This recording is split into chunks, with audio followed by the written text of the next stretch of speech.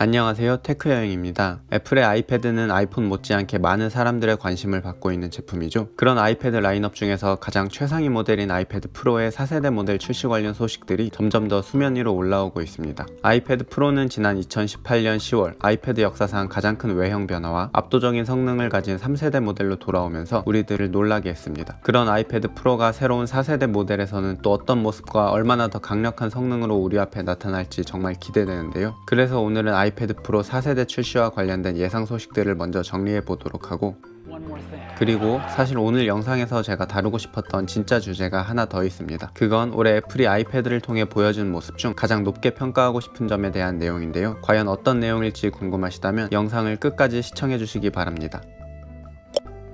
그럼 첫 번째로 아이패드 프로 4세대의 중점적인 루머 사항들을 먼저 살펴보겠습니다. 아이패드 프로 4세대는 얼마 전에 소개드린 아이폰 SE2, 즉 아이폰 9의 예상 출시 시기와 동일하게 2020년 3월에 공개될 가능성이 높은 것으로 전해지고 있습니다. 여기서 아이패드 프로 이전 세대들의 출시 주기들을 살펴보면 2015년 9월에 첫 공개가 된 아이패드 프로 12.9인치는 그해 11월에 정식으로 출시되었고, 얼마 후 2016년 3월에 아이패드 프로 9.7인치까지 출시가 되며 아이패드 프로 1세대 라인업이 완성되었습니다. 그로부터 약 1년 반 정도가 지난 2017년 6월에 아이패드 프로 2세대가 출시되었고, 아이패드 프로 3세대 또한 그 후 약 1년 반 정도가 지난 2018년 10월 말 공개, 11월 초 정식 출시가 이루어졌습니다. 그렇다면 이로부터 또다시 약 1년 반 정도의 기간이 지나가는 2020년 3월경에 아이패드 프로 4세대가 출시될 것이라는 소식은 충분히 가능성이 있는 예측 정보라고 생각합니다.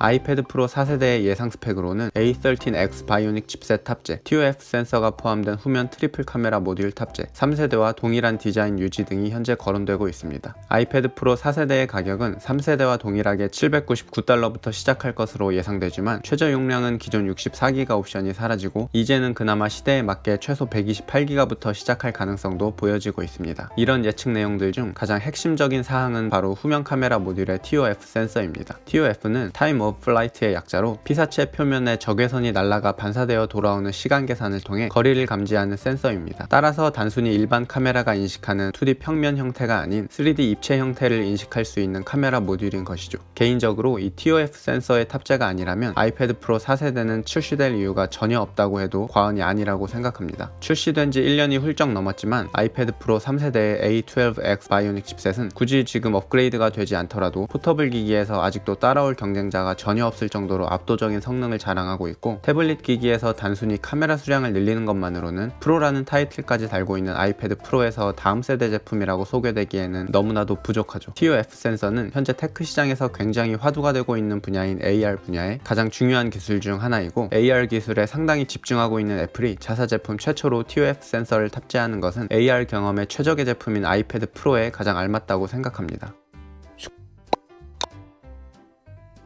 그럼 아이패드 프로 4세대에 대한 기대는 잠시 뒤로 하고, 아이패드가 지난 한 해 동안에는 어떤 모습을 보여줬는지 살펴보겠습니다. 2019년 아이패드에서 최고라고 평가할 만한 한 가지를 뽑는다면 무엇이 있을까요? 아마 많은 분들이 아이패드 미니 5세대를 떠올리실 겁니다. 저 또한 제품이라는 범위 내에서 선택한다면 고민 없이 아이패드 미니 5세대를 선택할 것입니다. 거의 4년 만에 출시된 새로운 아이패드 미니 5세대는 디스플레이와 프로세서 성능 등에서 우리의 기대를 훨씬 뛰어넘을 정도로 높은 수준의 업그레이드가 이루어진 제품이었습니다. 하지만 제가 오늘 말씀드리고 싶은 내용은 제품 범위 내에서가 아닌 한 단계 벗어나는 관점에서 바라본 주제입니다. 바로 아이패드 OS입니다. 그렇다면 제가 아이패드 OS를 주제로 선택한 이유가 새로 추가된 사이드카 기능이나 더욱 강화된 멀티태스킹 성능 등 발전된 사항들이 너무 뛰어나서일까요? 아니면 아이패드 OS가 기존 아이패드 속의 iOS와는 다른 새로운 OS여서일까요? 둘 다 아닙니다. 제가 아이패드 OS에 가장 박수를 쳐주고 싶은 이유는 아이패드 OS라는 명칭으로 변경됐기 때문입니다.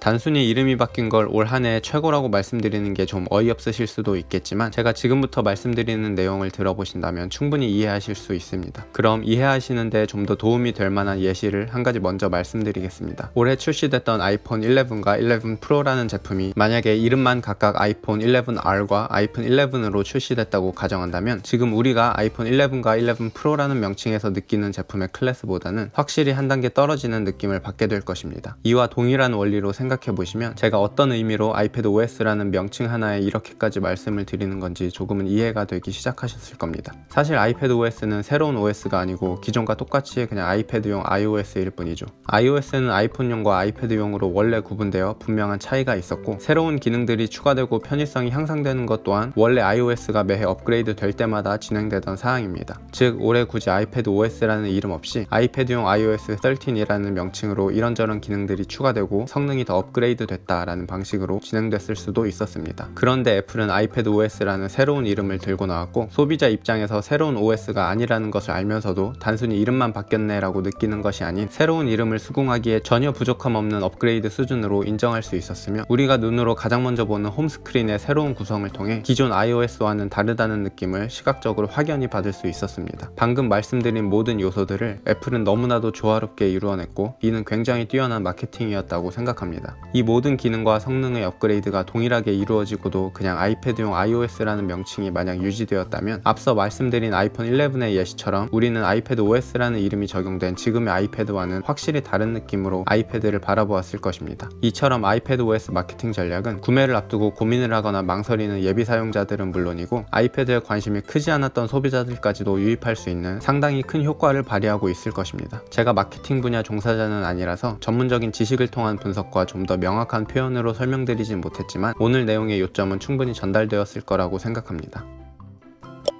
오늘은 아이패드 프로 4세대의 예상 소식들과 아이패드 OS의 마케팅 전략에 대해 이야기를 해보았습니다. 테크 시장의 소비자 입장에서는 이렇게 신제품 관련 루머들이나 제조사의 마케팅 요소에 대해서 한 번쯤은 깊게 생각해보는 것이 합리적인 소비를 하는 데 굉장히 도움이 된다고 생각합니다. 제조사는 당연히 출시 관련 계획들을 최대한 기밀로 유지하기 때문에 제조사의 공식 발표가 아닌 내용들이라고 무조건 근거 없는 루머로 무시해버린다면 사실일지도 모를 정보들을 놓치고 제품 처분이나 구매 타이밍을 잘못 잡아서 후회하는 상황이 일어날 수도 있고, 또한 제조사의 마케팅에 별 생각 없이 감성적인 끌림에 넘어가 소비를 진행한다면 불필요하고 과한 소비가 이루어질 수도 있습니다. 그렇다고 접하는 모든 내용들을 그냥 믿어버리는 것도 잘못된 판단으로 이어질 수 있기 때문에 고급 정보를 접할 수 없는 우리 일반인 입장에서는 최대한 논리적인 관점으로 접근하고 판단해보는 것이 정보의 신뢰성을 파악하고 합리적인 소비를 할 수 있는 최선의 방법 중 하나라고 생각합니다.